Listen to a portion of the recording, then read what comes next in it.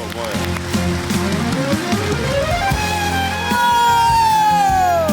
Kandidatkinja pod rednim brojem 2, Neira Mehinović, 13 godina iz Tešnja. Pored mene je tata, pretpostavljam, jel tako? Brat i mama.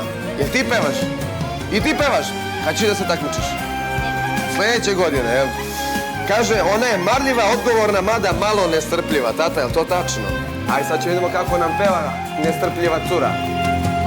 Sama i nervozna, navikla na bol i na dodir tvoj.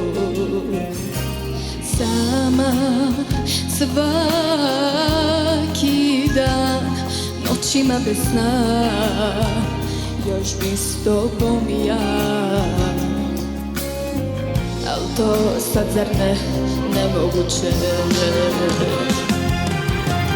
Ti se drugima daj, al samo jedno znaj, da nisam ja kriva za ovaj kraj. Kako lepu boju glasa ima. Kada te baci na dno, kad shvatiš što nije to, sjetit ćeš se ko te voleo.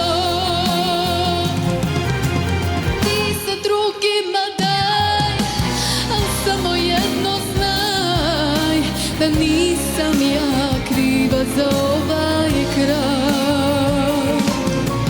Kada te baci na dno, kad shvatiš što nije to, sjetit ćeš se ko te voleo. Koliko je glasa od treme, totalno. Sjetit ćeš se ko